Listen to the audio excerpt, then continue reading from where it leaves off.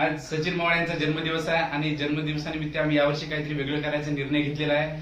त्यामध्ये आम्ही धार्मिक आपल्या हिंदू जनजागृतीसाठी चालना देणार आहोत.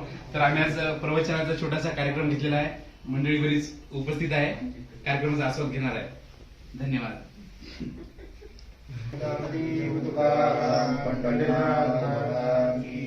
श्री महाविज्ञानेश्वर महाराज की जय. जगद्गुरु तुकाराम महाराज की जय. वासुदेव श्री स्वामी समर्थ महाराज की जय. गजानन महाराज की जय.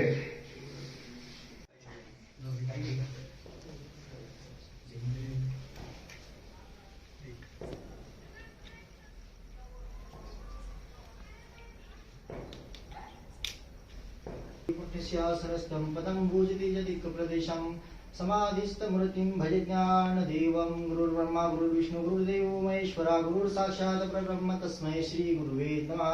महायोगपीठे तटे भीमरथ्यावरं पुण्डरीकाय दातुं मुनीन्द्रे समागत्य तिष्ठन्ति नानन्दकन्दं प्रब्रह्मलिङ्गं भजे पाण्डुरङ्गम्. प्रस्तुत प्राप्तवेळी प्राप्त प्रसंगी कीर्तन रूपी करता प्रवचन रूपी करता सेवेकरता निवडलेला अभंग जगद्गुरु जगद्वंदनीय जगद्गुरु तुकोबरा देऊळ निवासी संत श्री श्रीमंत वारकरी संप्रदायाच्या कळस ठिकाणी असलेले संत श्री तुकोबरा यांचा 4 चरणाचा अभंग कीर्तन प्रवचन रूपी करता सेवेकरता निवडलेला आहे. तसं प्रवचन रूपी करता सेवेकरता विषय निवडतात किंवा ओवी निवडतात किंवा गाथा निवडतात. कारण मी अभंग निवडला याचा अर्थ कारण एकच आहे, हित आणि अहित. आपण आलो हितासाठी आणि आलो अहितासाठी नाही, हितासाठी आलो. त्यामुळे तुकोबरा यांचा 4 चरणाचा अभंग हित प्रकरणातील कलियुगात आलेल्या पुरुषांना स्त्रियांना विशेष करून तरुणांना आणि तरुणींना आपलं हित कशात आहे हा सांगणारा 4 चरणाचा प्रकरणातील तुकोबरायांच्या गाथेतील 4 चरणाचा प्रकरणाचा अभंग आहे. अभंग आहे. आपुलिया हिता जो असे जागता धन्य माता पिता तयाचिया. कुळी कन्या पुत्र होती जे सात्विक तयाचा हरिक वाटे देवा. गीता भागवत करीती श्रवण अखंड चिंतन विठोबाचे. तुका म्हणे मज घडो त्यांची सेवा परी माझ्या दैवा पार नाही. जगद्गुरु जगद्वंदनीय श्री तुकोबरा या 4 चरणाच्या अभंगातून सांगतात की आपलं हित कशात आणि अहित कशात आहे.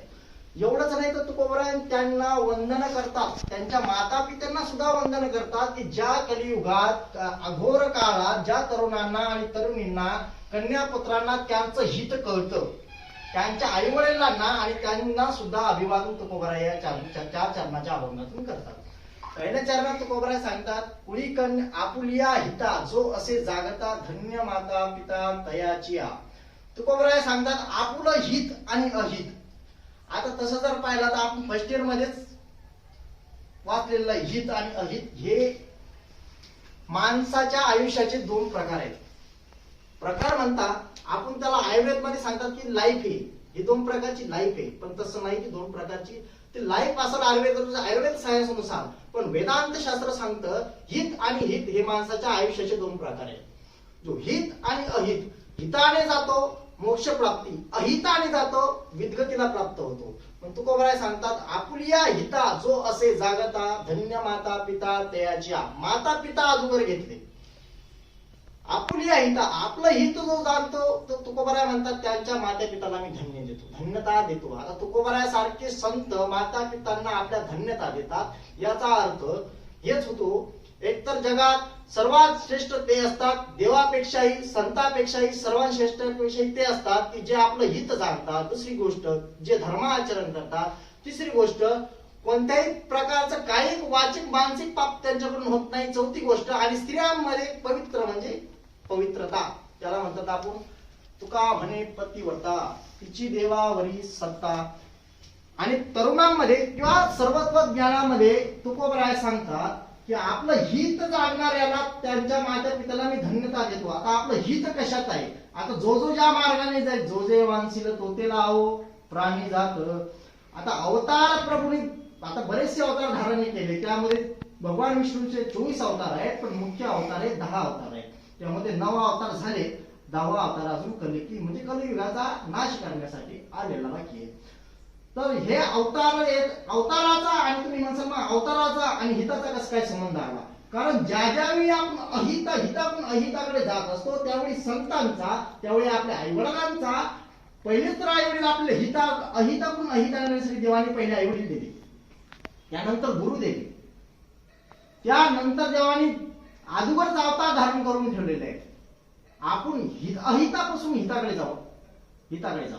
अहित म्हणजे काय, हित म्हणजे काय हे तुम्हाला माहितच आहे. हित तुम्ही नाम जप कराल, तुम्ही कीर्तन कराल, तुम्ही प्रवचन कराल, एवढं नाही कराल धार्मिक गोष्टी, तरी तुमचं हित कशात आहे याच्याकडे जर तुमचं ध्येय काय याच्याकडे जरी लक्ष द्या, तिच्यात तरी हित आहे, तरी तुमच्या माता पित्यांना तुकोबरा धन्यवाद देतात. नका तुम्ही कीर्तन करू, नका तुम्ही प्रवचन करू, नका तुम्ही माळ घालू, नका तुम्ही काय करू, परंतु तुमच्या हिताकडे जरी लक्ष दिलं तरी तुकोबराय म्हणतात, तुका म्हणे मज घडो त्यांची सेवा, परी माझ्या देवा पार नाही. आपल्या हिताला जो जाणतो तुकोबराय म्हणतात, माझ्या देवाला पार नाही, मी एवढी त्यांना धन्यता देतो. कारण तुकोबरायासारखे जर संत हिताला धन्यवाद देत असतील, हिताला तुकोबरायासारखे संत, तुकोबराय कोण, जगद्गुरु तुका अवतार नाम याचा. परत रामेश्वर भट्ट लिहितात, तुकाराम महाराज कोण, रामेश्वर म्हणे रामेश्वर भट्ट द्विजा तुका विष्णू नाही, तर तुकाराम महाराज म्हणजे साक्षात विष्णूचे अवतार, साक्षात विष्णूचे अवतार. कशासाठी आले संत, उद्धाराया जन जड जीव, अवतार आम्हा धराया कारणे, उद्धाराया जन जड जीव. जन म्हणजे सगळेच आले, जन म्हणजे कोण, जन आपण गायतालीतील जन म्हणतो का, नाही, जनजागृती म्हणजे काय, जनता, पुरुष, मानव देहाला जन म्हणलं जातं. उद्धाराया जन जड म्हणजे निर्जीव, ज्याच्या चेतना नाही, अचेतन, त्याला म्हणतात निर्जीव, जड. उद्धाराया जन जड आणि जीवामध्ये मग सगळेच आले.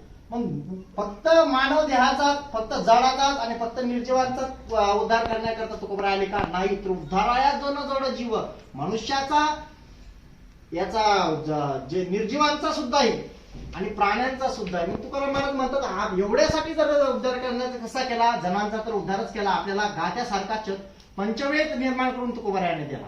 4 वेद तुकोबरायांचा पंचम वेद मानला जातो, गाथा. मग जडावर काय उपकार केले, आज ज्या जडावर, ज्या दगडावर, शिळेवर तुकोबराय भजन करत होते, तर शिळेचा देऊत मंदिर आहे, शिळा मंदिर. तुम्ही देऊत गेले असतील तर बघा, शिळा मंदिर. एवढेच काय उपकार केले, ज्या जडावर तुकोबराय भजन करायचे, ज्या पर्वतावर तुकोबराय भजन करायचे, त्या पर्वतावर लोक साधना करण्यासाठी जरा भामचंद्र डोंगर, भंडारा डोंगर, परत ते कोणी एक अवधूत मालांदर डोंगर म्हणून, या 3 डोंगरावर तुकोबराय भजनासाठी जायचे. म्हणजे जनांचा तर उद्धार केला, जडाचाही केला. जीवाचा उद्धार कसा केला, जीवाचा उद्धार, जीवात तर आपण सगळेच मोडतो, पण जीवाचा उद्धार याच्यासाठी तुकोबराय करतात. संत अवतार धारण केल्याच्या नंतर पहिली गोष्ट धर्माचरणाला सुरुवात होते. धर्माचरण म्हणजे काय, नामजप, देवतेला आपला आपण धर्म जपणे, हेच आपलं धर्माचरण आहे. पण धर्मात काय आहे, तर आपल्या सनातन धर्मात पहिली गोष्ट देवतेला मान्य, देवता मान्य, वेद, देवता, शास्त्र, पुराण याला मान्यता देणारा पहिला हिंदू. ज्याला देव मान्य नाही, ज्याला वेद मान्य नाही, ज्याला शास्त्र मान्य नाही, ज्याला संत मान्य नाही, तो हिंदू नाही. ज्याला देव मान्य असेल तो हिंदू, ज्याला शास्त्र मान्य असेल तो हिंदू, ज्याला वेद मान्य असतील तो हिंदू, आणि ज्याला वेदांत शास्त्र आणि ज्याला संत मान्य असतील तोच हिंदू. मग हे होतं का नव्हतं याच्यावर प्रश्नच नाही. होतं का नव्हतं याच्यावर प्रश्न असं ऑलरेडी लिहूनच ठेवलेलं आहे. होतं का नव्हतं याच्यावर विशेषच नाही. तुकोबराय सांगतात, आपुलिया हिता जो असे जागता, धन्य माता पिता तयाची, आपलं हितच हिच्यात आहे. पहिलं धर्माचरण तुमच्याकडून होईल. तुमच्याकडून दान देता येत असेल तर द्या, देऊ नका, पण दान देणाऱ्याला आडू नका. तुमच्याकडून पुण्य होत असेल तर करा, पण पुण्य करणाऱ्याला आडू नका. तुमच्याकडून कीर्तन करता येत असेल, प्रवचन करता येत असतील करा, पण करू नका, पण निदान करणाऱ्याला तरी आडू नका. आपल्याकडून जे होतंय ते देण्याचा प्रयत्न करायचा, परंतु दुसऱ्याकडून चांगल्या गोष्टी होत असतील जर आपण त्याला अडवण्याचा प्रयत्न करत असतो तर त्याच्यासारखा पापी आणि त्याच्यासारखं मूर्ख तोच. कारण का, एकतर पहिले आपण त्यासाठी स्वार्थी नाही, म्हणजे स्वार्थी म्हणजे त्याच्याकडे आपण त्यासाठी लायबल नाही. आपण काय म्हणतो, लायबल इंग्लिशमध्ये काय म्हणतो त्याला, एक म्हणजे काय म्हणतो आपण त्याला अवकाश म्हणतो आपण सरळ मराठीत. आपण त्या अवकाशाचे नाही तर दुसऱ्याला आवडवण्याचा प्रयत्न करायचा. पहिले आपण आपलं बघायचं. प्रेरता इलिजिबिलिटी आपण त्या अवधीच नाही. म्हणून तुका म्हणला आपल्या हिता जो असे जागता धन्य माता पिता तयाची या कुळी कन्या पुत्र होती जे सात्विक तयाचा हरिक वाटे देवा. आता कोणाचा हरिक वाटतो देवाला? कुळी कन्या पुत्र होती जे सात्विक. सात्विकचा साताला मांस खाल्लं, मद्यपान केलं, इथं हिंडला तिथं हिंडला, याच्यात तुझी धन्यता नाही. कुळी कन्या पुत्र होती जे सात्विक तयाचा हरिक वाटे देवा. सात्विक आपल्या कुळात आम्ही आपल्या पवित्रतेत जर कुळात जर सात्विक मुलं जन्माला घालायचे असतील तर आपल्या सत्वगुण असणं महत्वाचं आहे. आपण राजसिक आणि तमसिक गुणाचे तर लेकरू काय संत जन्माला येणार नाही. त्याच्याकरता कुळ लागते. त्याच्याकरता तुका बरा सांगतात शुद्ध बीजा पोटी फळे रसाळ गोमटी. चंदनाच्या पोटी चंदनच येते, बोरीच्या पोटी बोरच येतो, आंब्याच्या पोटी आंबाच येतो. ज्याचा गुण जसा उपजेते नासे, नासे ते पुनरुपी दिशे. तुकोबरा म्हणतात, ज्ञानोबा म्हणतात जे उपजलं ते नासणार आहे, जे एक जन्माला आलं ते मरणार आहे. उपजणे या शब्दाचा अर्थ घ्यायचा आहे जन्माला येणार, आणि नासलं या शब्दाचा अर्थ आहे मरण. उपजे ते नासे, नासे ते पुनरुपी दिशे. म्हणजे जे नासलंय, जे मरणार ते पुनर्रूपाने कुठेतरी दिसणार आहे. आता उपजे ते नासे इथपर्यंत ठीक आहे, इथपर्यंत सगळं जग मान्य करते, पण नासे ते पुनरुपी दिशे फक्त हिंदूच मान्य करतो, बाकी कोण नाही. नासे ते पुनरुपी दिशे म्हणजे जे नासलंय, जे मरण पावलंय ते पुनर्रूपाने कुठेतरी दिसणार आहे. पण हे सुद्धा मान्य करायला लागले का जेव्हा ब्रिटिशांनी लॉ लिहिले, एनर्जीची लॉ. त्याच्या अंगी आपले बाप ज्ञानोबा होऊन गेले ज्ञानेश्वरी 700 वर्षापूर्वी येऊन. उपजे ते नासे, नासे ते पुनरुपी दिशे. तुकोबराय सांगितलं जे उपजलंय, ज्ञानोबा सांगितलं जे उपजलंय ते नाचणार आहे, नाचलं ते पुनरुपी दिसणार आहे. It is the law of energy. Law of एक जन्माला आलं, एक जे ऊर्जा जन्माला आली, ध्वनी ऊर्जा जन्माला आली, इथपर्यंत जाऊन नाश पावली. त्याच ऊर्जेचं कन्व्हर्शन डबल. तुम्ही तुमचे काम सोडून, काम धंदे सोडून तुम्ही नामजप करा हे नाही सांगत संत. कामामध्ये काम, काही बोला राम राम, कामात काम राम राम बोला. जे सांगता का तू काम सोडून द्या मग समजून दे, ते ढेरपोटे लोक त्याच ऐकत नाही काही. संतांचा सरळ वारकरी संप्रदाय म्हणजे सरळ आणि सरळ आणि सोप्या मार्गाने भगवंताला प्राप्त करून देणारा संप्रदाय. सरळ आणि सोपा मार्ग, जास्त अवघडच नाही. की तुम्ही तांब्यावर बसून जवळ या, तुम्ही खाली काय अथरा, त्याच्यानंतर तुम्ही माळ घ्या, माळ गोमूत्रान शिपडा, त्याच्यानंतर नामजप करा. नाही, कामामध्ये काम, काही म्हणा राम राम, कामात काम राम राम म्हणा, संपला विषय. दुसऱ्या चरणात तुकोबरा सांगता गीता भागवत करीती श्रवण अखंड चिंतन विठोबाचे. गीता भागवत साक्षी आहे. गीता भागवत करीती श्रवण.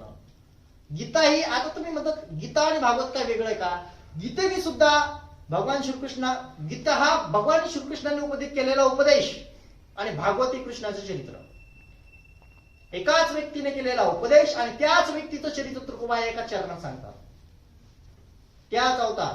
आता गीता भागवत करीती श्रवण अखंड चिंतन विठोबाची. कोणाला धन्यता देतात? पहिल्या हिच्यात कोणाला दिली धन्यता? आपुल्या हिता असे जो जागता धन्य माता पिता तयाची. दुसऱ्या चरणात दुसरं चरण आपुल्या हिता असे जो जागता धन्य माता पिता तयाची. कुळी कन्या पुत्र होती जे सात्विक तयाचा हरिक वाटे देवा. म्हणजे हित जागणाऱ्या पहिल्या चरणात जो हिताला जागतो तो कोबरा त्याच्या आई वडिलांना धन्यता देतात. दुसऱ्या चरणामध्ये कुळी कन्या पुत्र सात्विक मुलांना सुद्धा हरिक वाटतो. कोणाला? देवाला. सात्विक मुलांचा सुद्धा हरिक वाटतो. आणि तिसऱ्या चरणात सांगतात कोणाला धन्यता द्यायची? गीता भागवत करीती श्रवण अखंड चिंतन विठोबाचे. आपण गीता ऐकली पाहिजे. गीता हा आपला मूळ धर्मग्रंथ आहे. मूळ धर्मग्रंथ, पहिला धर्मग्रंथ गीता. भगवान परमात्म्याने सनातन धर्माचा पहिला उपदेश अर्जुनाला केलेला, कुरुक्षेत्रावर अर्जुनाला केलेला उपदेश म्हणजे गीता. गीतेत 18 अध्याय आणि 700 श्लोक आहेत. 18 अध्यायी पाठ करू नका, 700 श्लोकही पाठ करू नका. पण त्यात अर्जुन योग, विषाद योग, कर्मयोग अशी ज्या योग आहेत. अर्जुन योग काय, विषाद योग काय, कर्मयोग काय, त्या मुद्द्यानं तुम्हाला माहित झालं कोणत्या अध्यायात नेमकं काहीतरी सांगितलेलं हे तरी माणसाला माहिती पाहिजे. नाही तुम्हाला पुस्तक घेऊन कंटाळा, गीता घेऊन वाचण्याचा कंटाळा येतो. आजकाल सगळं मोबाईलवर अवेलेबल आहे, सगळं मोबाईलवर अवेलेबल आहे. नाही त्याला ऐकायला जागा तुकोबारायांना आपल्याला माहिती, तुकोबारायांना माहिती आपण पण या लायकीचे, म्हणून तुकोबारायांनी सर्व शब्द लिहिले आहे. गीता भागवत करीती श्रवण श्रवण. तुकोबारायांना माहिती एवढे हुशार नाही की स्वतःहून ग्रंथ घेऊन असतील म्हणून तुकोबारायांनी ते श्रवण लिहिलेलं आहे. गीता भागवत करीती वाचन नाही, गीता भागवत करीती अभ्यास पण नाही, गीता भागवत करीती श्रवण. तुकोबारायांनी अगोदर लायकी ओळखून घेतली आपण माहिती काय करू शकतो म्हणून तिथं श्रवण शब्द टाकलाय. श्रवण म्हणजे ऐकणे. नका अभ्यास करू, नका वाचू, पण निदानच ऐका तरी आपल्याकडून ते बी होत नाही. आपल्याला कीर्तन चालू असलं डिस्टर्ब होते, कीर्तन चालू असलं डिस्टर्ब. काहींच्या बाजूला सत्तच घर राहतो, काहींच्या घराच्या बाजूलाच मंदिर राहते, त्याला हरिपाठ चालू केलं म्हणजे आज एकादशी काय तुम्ही हो का तुम्ही अंडे खाली. घराच्या बाजूला मंदिर असल्यावर आपल्याला माहित नाही सोमवार आहे, गुरुवार आहे, एकादशी आहे, काय आपली हिंदू धर्माची तिथी आहे काय, तरी सुद्धा आपण मांस मच्छर खातो. म्हणजे आपल्या धर्मात तुम्ही एक विषय एक जागरूक आता तरी व्हायला लागले आजकालच्या काळात सोशल मीडियामुळे, आता तरी व्हायला लागले, पण पहिले नव्हते. तिसऱ्या चरणात सांगतात तुकोबरा कोणाला धन्यता देतात, गीता भागवत करीती श्रवण अखंड चिंतन विठोबाचे. चौथ्या चरणात तुकोबरा एवढी धन्यता देऊन सांगतात तुका म्हणे मज घडो त्यांची सेवा परी माझ्या देवा पारणे. तुकोबरा म्हणतात मला त्यांची सेवा घडो, त्यांची सेवा घडो. कोणाची सेवा घडो? पहिल्या चरणात परत घ्या अभंग. पहिल्या चरणात कोण? आपुल्या हिता, जो हिताला जागतो. दुसऱ्या चरणात कुळी कन्या पुत्र होती जे सात्विक, पहिला हित जाणणारा, दुसरा सात्विक, तिसरा गीता भागवत करीती श्रवण. आणि चौथ्या चरणात शिकवण म्हणतात आशांची मला सेवा घडो. तुका म्हणे मज घडो त्यांची सेवा परी माझ्या दैवा पार नाही. सचिन मवाळ पाटील यांना परत एकदा अभिष्ट चिंतनाच्या हार्दिक हार्दिक शुभेच्छा. दीर्घायुष्य लाभो त्यांना, माऊली स्वस्त दीर्घायुष्य लाभो, व्यसनाधीन जाऊ देऊ नये आणि त्यांनीही जाऊ नये अशी माऊलीच्या चरणी, पांडुरंगाच्या चरणी प्रार्थना करतो. आणि सेवेला पूर्ण वरान देतो. कुंडलिका महाराज की जय, माऊली ज्ञानेश्वर महाराज की जय, महाराज की जय, छत्रपती शिवाजी महाराज की जय, धर्मवीर संभाजी महाराज की जय, सनातन धर्म की जय.